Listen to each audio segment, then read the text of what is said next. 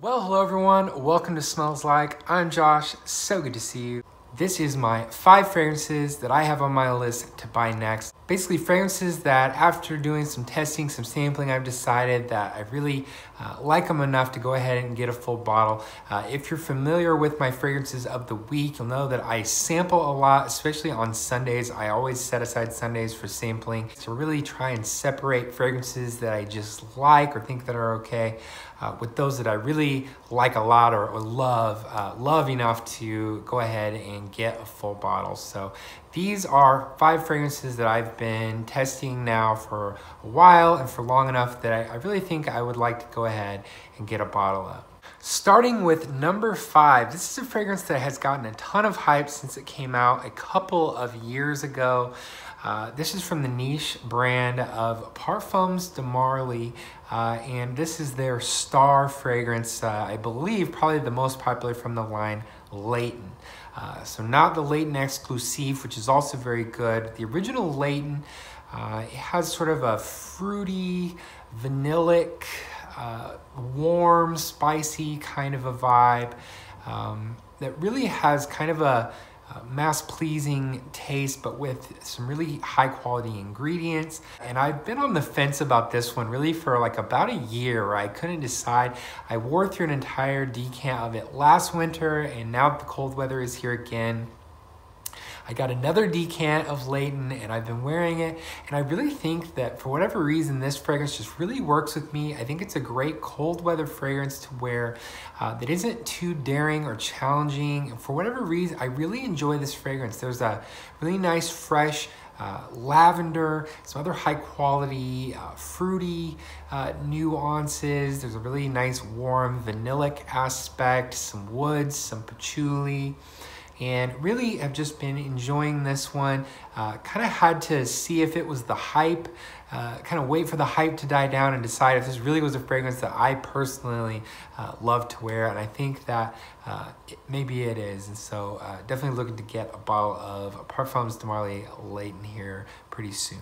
At number 4, this one's from Creed and probably can wait until spring when things start to get a little bit warmer. Again, of course, Creed known for their sort of fresh fragrances, citruses that they do very well. Their trademark ambergris, that sort of fresh, sea salty accord, that musky accord that Creed is so famous for. And the one from Creed that I've decided to get, the next one from Creed for me, is Silver Mountain Water.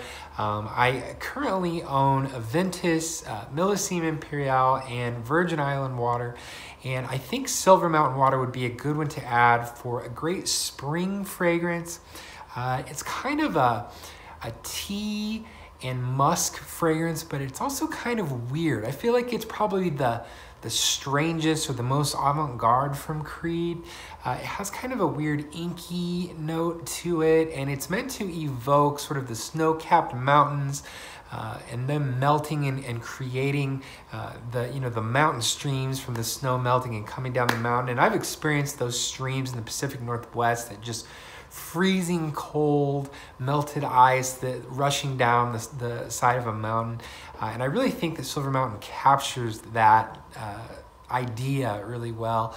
And so, Creed is one, again, that has a lot of hype to it. And so I've been a little apprehensive with some, but every single bottle of Creed that I own, I have absolutely loved wearing, and so I think I will continue a little bit into the realm of Creed by getting a bottle of Silver Mountain Water. I think would be a great spring fragrance for that transitionary time when the weather finally starts to thaw out after the winter.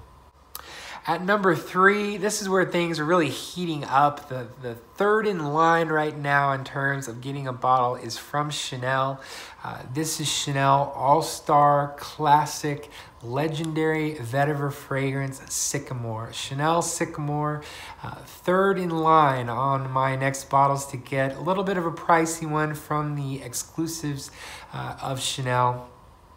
But still just not too far out of reach.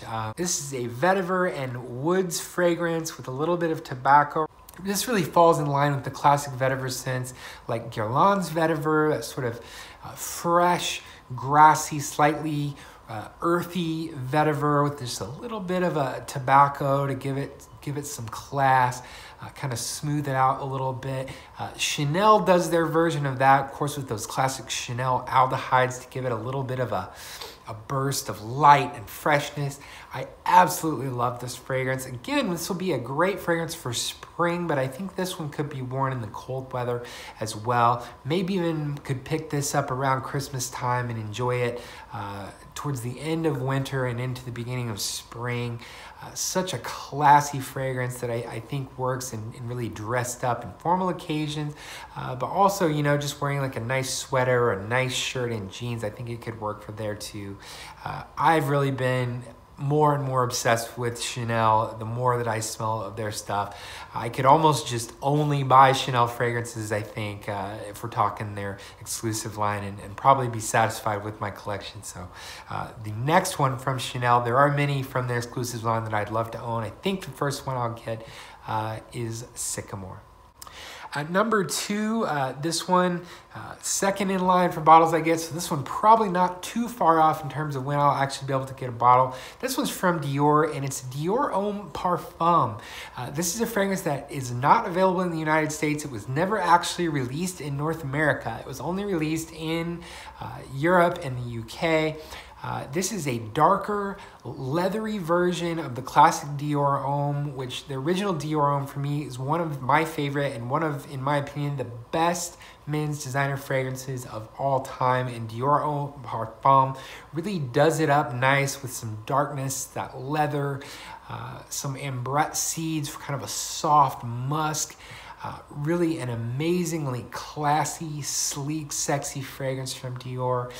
Kind of hard to find, but it can be attained if you know where to look and where to ask. Really, some of the guys on the Facebook fragrance groups can track down bottles, or even if I have to get one sent over from Europe, definitely looking to get a bottle of Dior Homme Parfum really soon here to enjoy for these cold weather months. Really an amazing dark, cold weather version of the classic Dior Homme at my number 2 in line for bottles that I want to buy. And the number 1 fragrance that I would like to buy next, so next in line for me that I want to purchase in terms of full bottle, is from Maison Francis Kurkdjian. This is the esteemed, beloved Baccarat Rouge 540, the Eau de Parfum. I've been sampling this for about 6 months now. I feel like a real craze started with this fragrance last summer, where people were really jazzed about Baccarat Rouge 540. Baccarat Rouge 540 is really a special fragrance. It is a sweet, transparent fragrance that is really kind of hard to describe. It has a little bit of a musky nuance, kind of an ambergris, musky, fresh, like breeze aspect to it. And it really is kind of a master class in synthetics and using synthetics in a way that smells super high end. So I am looking to get a bottle of that next. That will be my next purchase, even if I have to have it sent directly from MFK in Paris. I will be grabbing a bottle of Baccarat Rouge 540, the Eau de Parfum, so the original strength. There's also the Extrait de Parfum version. It's a lot more expensive. It's also amazing. I have decants of both versions, and I've actually been wearing both for quite a few months now and getting to know them. I think for me, I favor the Eau de Parfum just a little bit, mostly because of the price and also because just the smell is amazing to me. That freshness that I think really works well in the warmer months, but the sweetness and warmth to it that I think could still be worn in cold months as well. So really one of the most versatile, high-end niche fragrances that you're gonna find. Just absolutely mind-blowing in terms of the smell. Have really fallen in love with that sweet, fresh, kind of mysterious, high quality, high class smell from Maison Francis Kurkdjian. So that's my 5 fragrances that I would like to buy next. My list is always changing. I'm always trying something new, and it seems like I'm changing my mind. And up until I actually buy a fragrance, nothing is sacred when it comes to this list, I think. But this is just kind of, as of today, the 5 fragrances I really would like to grab next. But I will continue to be sampling and trying new things. I actually am really into amber fragrances right now, and actually this week I'm trying out 3 of what I think may be the best ambers out there.